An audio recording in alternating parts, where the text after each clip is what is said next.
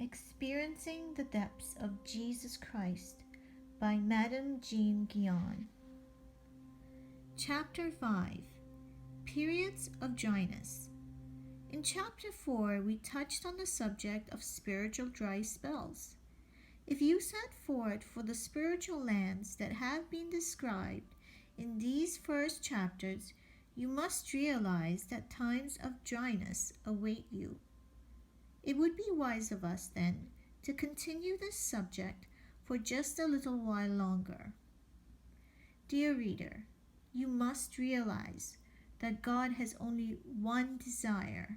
Certainly you can never understand a dry spell unless you understand what His desire is. His desire is to give Himself to the soul that really loves Him, and to that soul which earnestly seeks Him. And yet it is true that this God, who desires to give Himself to you, will often conceal Himself from you. From you, the very one who seeks Him. Now why would God do that? Dear saint of God, you must learn the ways of your Lord. Yours is a God who often hides Himself. He hides Himself for a purpose. Why?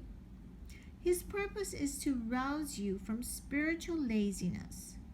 His purpose in removing Himself from you is to cause you to pursue Him. The Lord Jesus is looking about everywhere for that Christian who will remain faithful and loving even when he has withdrawn himself. If the Lord finds such a faithful soul when He does return, He rewards the faithfulness of His child. He pours out upon that faithful one abundant goodness and tender caresses of love. Here then is something you must understand. You will have times of spiritual dryness. It is part of the Lord's way. But the fact you will have spiritual dry spells is not the issue.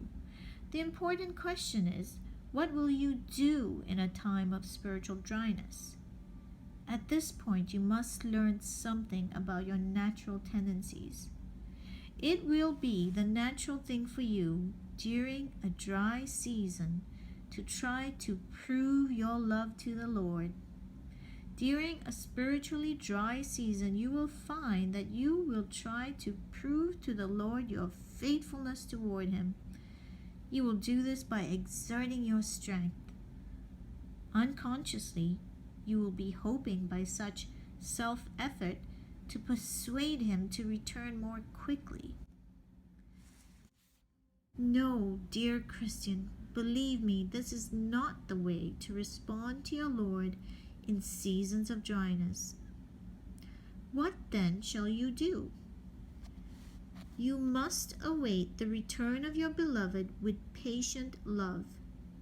Join with that love, self-denial, and humiliation. Even though the Lord has hidden Himself, remain constantly before Him. There before Him, pour out your love upon Him passionately, and yet I would add, always peacefully. Spend time with Him in worship and in respectful silence. By waiting upon the Lord in this way, you will demonstrate to Him that it is He alone whom you are seeking.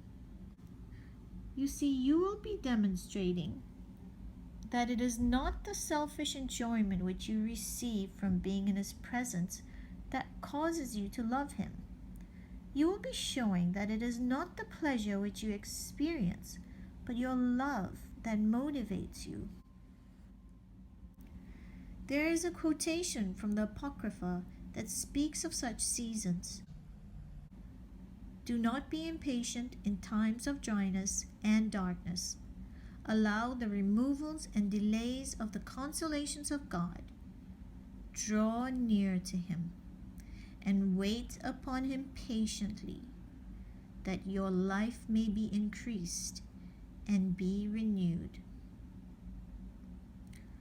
So, dear children of the Lord, be patient in your prayer during those seasons of dryness.